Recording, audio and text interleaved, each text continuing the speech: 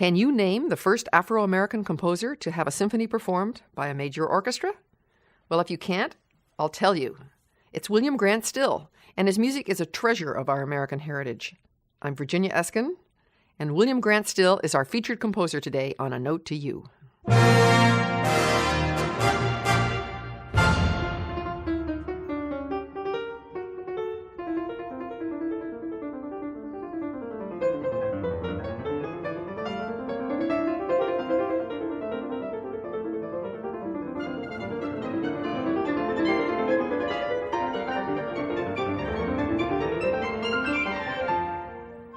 February is Black History Month and provides a wonderful excuse to hear music from a composer we all need to know about.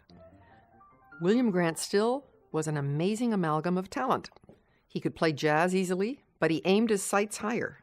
He wanted to be taken seriously as a composer of classical music. And he was. As I look over the old newspaper quotes, I see that none other than Jan Sibelius said, "He has something to say."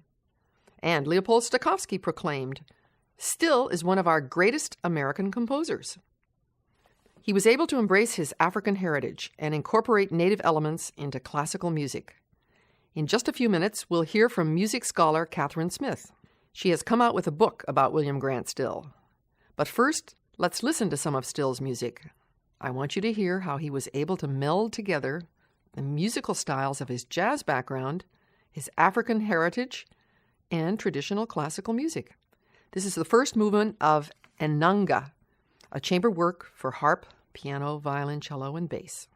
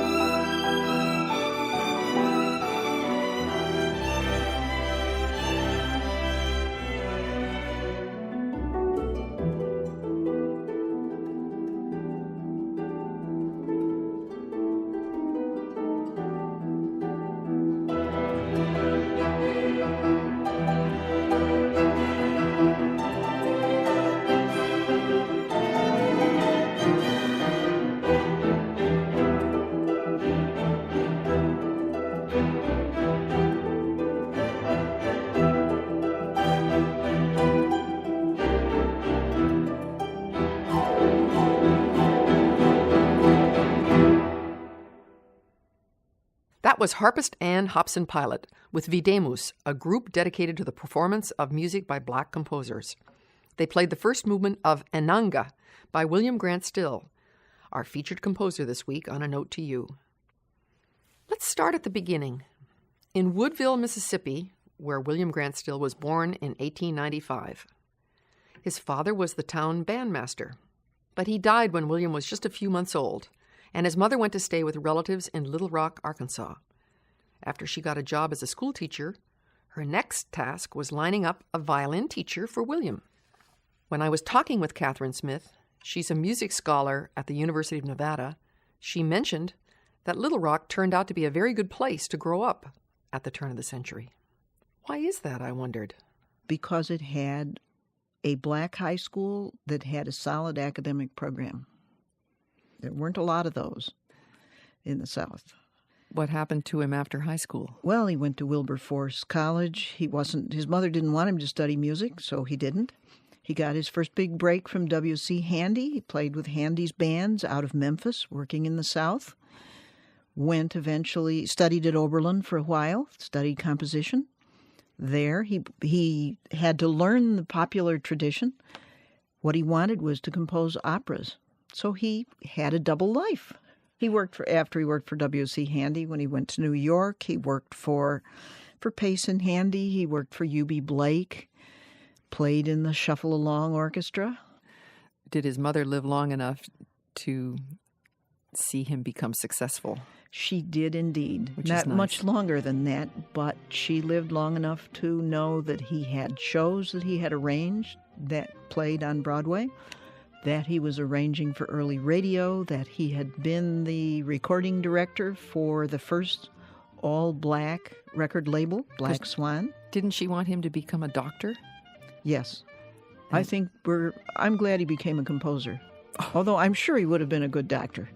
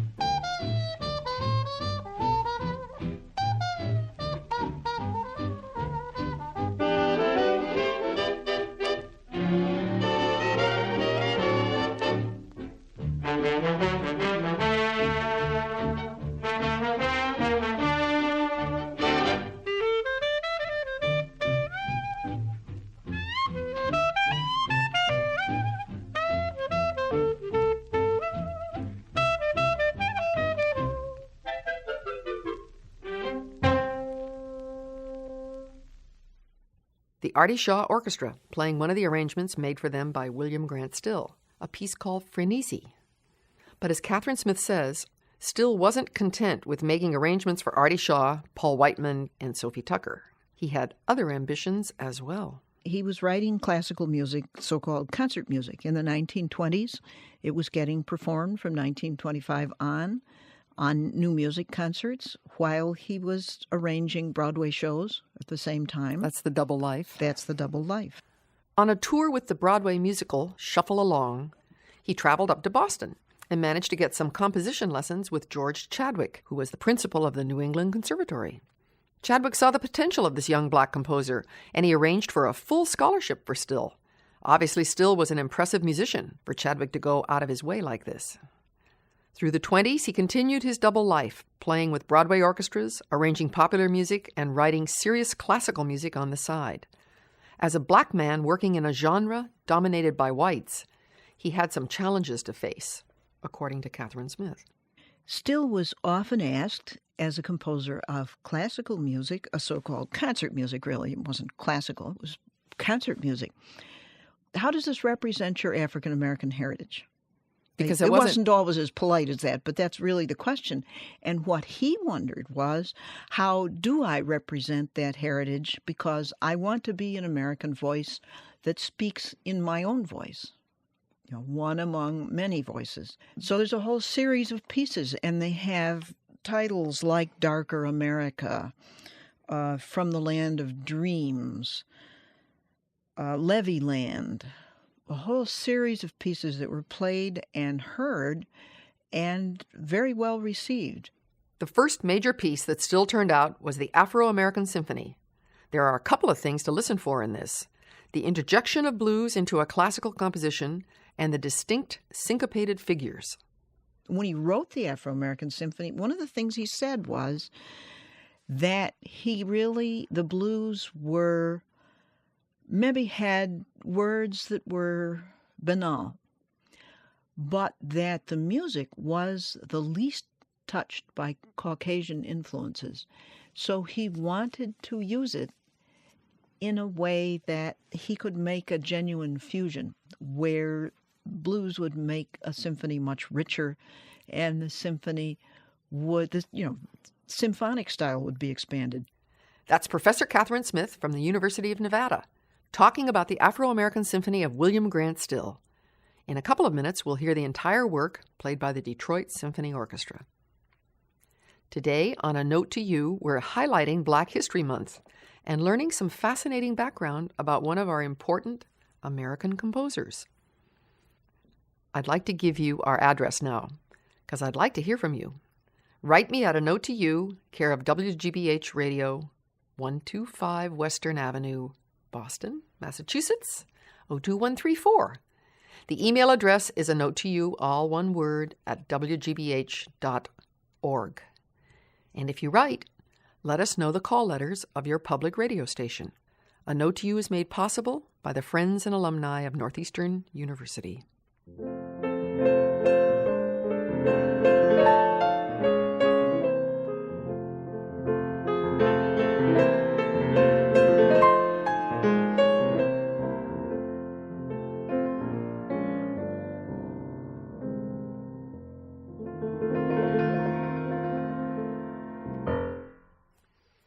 The Afro-American Symphony starts out with a beautiful English horn solo.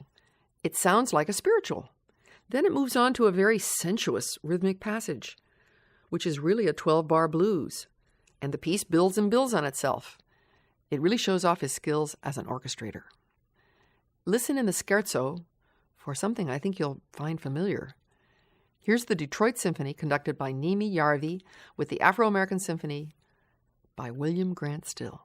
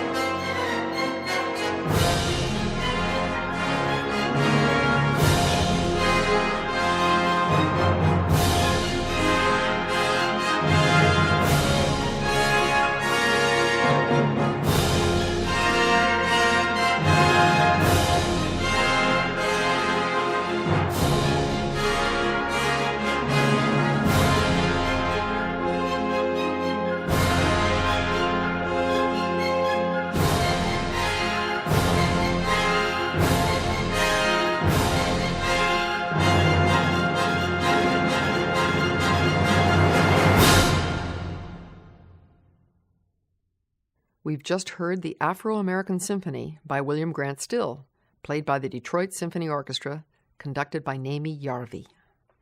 Today, we're exploring the life and music of William Grant Still on A Note to You. I'm Virginia Eskin. If you were listening carefully, and you're a Gershwin fan, you probably thought we were tricking you. Did you hear I Got Rhythm in the third movement? Well, we're not into tricks. So who composed that melody first?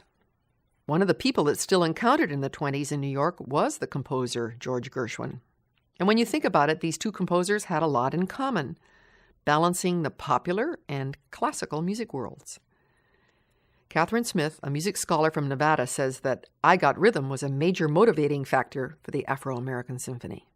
In late 1930, Gershwin's show, Girl Crazy, opened in mid-October, and it contained the hit tune I Got Rhythm. Still felt that some years earlier he had contributed the melodic motive of I Got Rhythm. Bum, bum, ba-dum, That's the dum, one. bum, ba-dum. That's the one. Still was out of a job at that point. He had a lot of freelance things. As soon as he was free, 2 weeks after Girl Crazy opened, Still sat down and began to compose the Afro-American Symphony. He'd been thinking about it for a long time.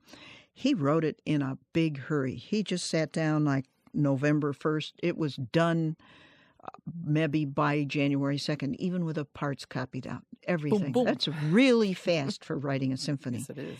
He both had the time, and so Gershwin using his tune maybe, or adapting it and making it into something different, led him to sit down and write something he'd probably been thinking about for a long time. What Still was able to accomplish in this work was important because he was the first to take folk elements like the blues and jazz and incorporate them into a symphonic structure. This empowered jazz and the blues. Listen to the way he brought blues elements into his music for solo violin. Here's the final movement of his Suite for Violin and Orchestra. Still's longtime friend and collaborator Louis Kaufman plays it in an archival recording with the Standard Hour Symphony Orchestra.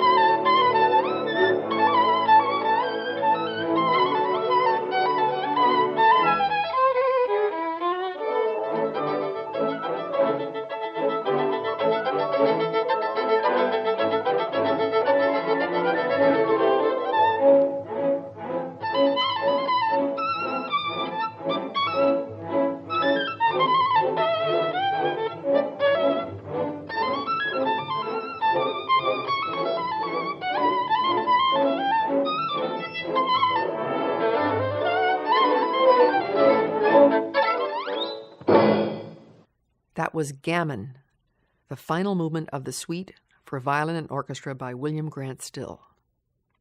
As an African American, the spiritual was Still's birthright.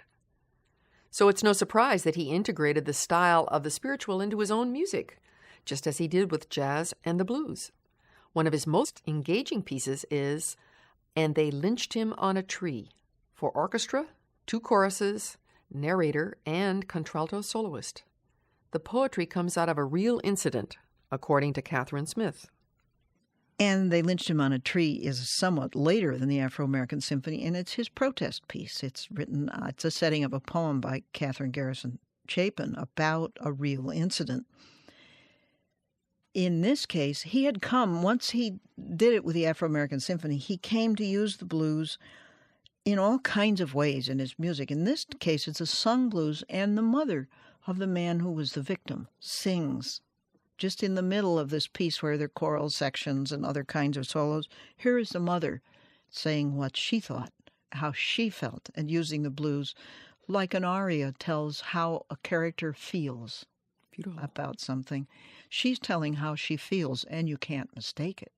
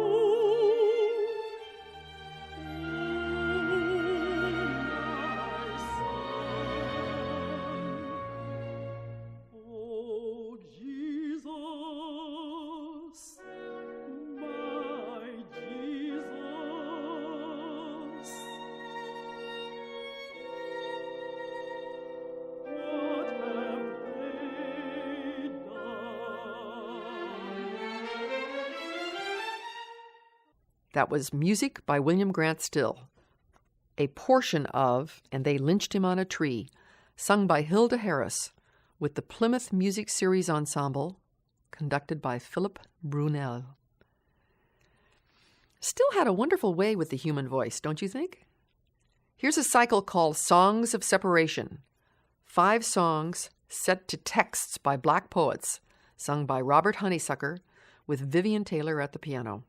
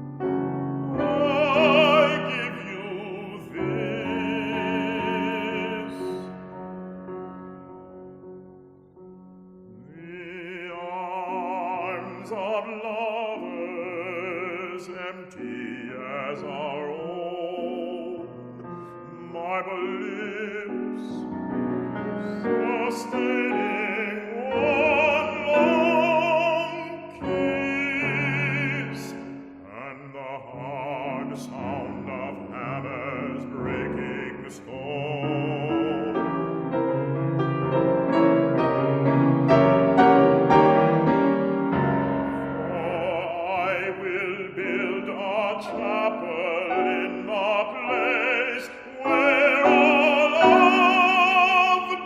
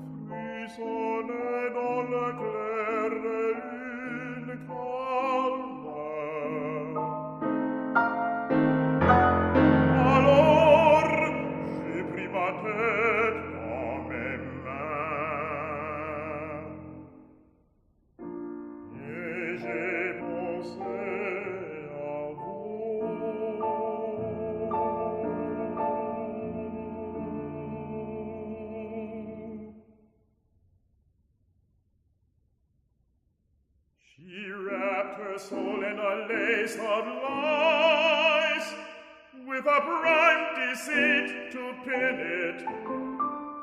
And I thought I was gaining a fearsome prize, so I staked my soul to win it. We wed and parted on her complaint, and both were a bit of barter. I'll confess that I'm no saint.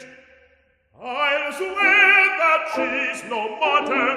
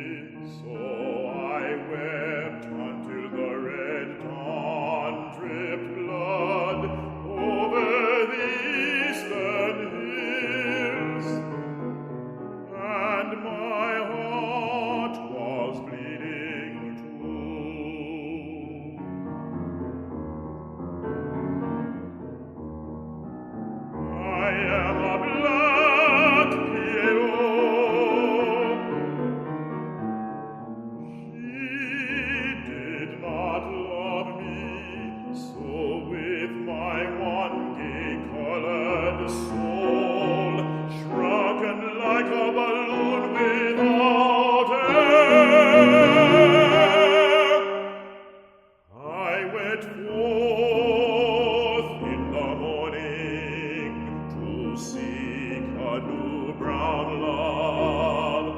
I went forth in the morning to seek a new brown love. I went forth in the morning. I went forth in the morning.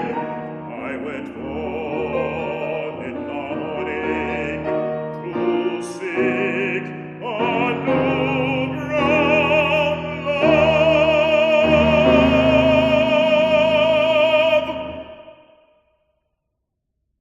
That was music by William Grant Still. Songs of Separation. Settings of text by Arna Bontemps, Philippe Toby Marcelin, Paul Lawrence Dunbar, County Cullen, and Langston Hughes. The baritone was Robert Honeysucker, and the pianist was Vivian Taylor.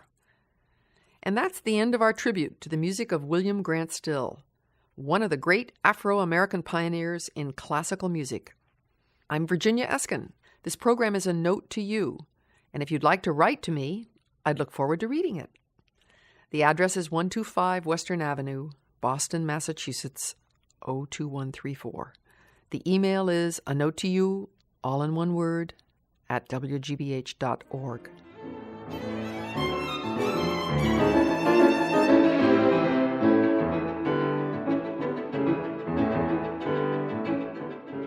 The engineer for today's broadcast is Jim Donahue, and the producer is Alan McClellan.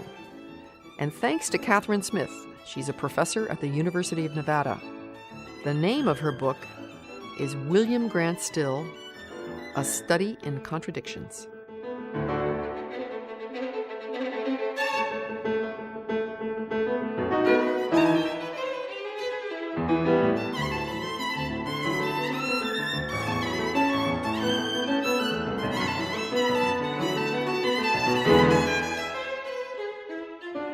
A Note to You is made possible by the friends and alumni of Northeastern University. It's produced by Northeastern University in cooperation with WGBH Radio, Boston.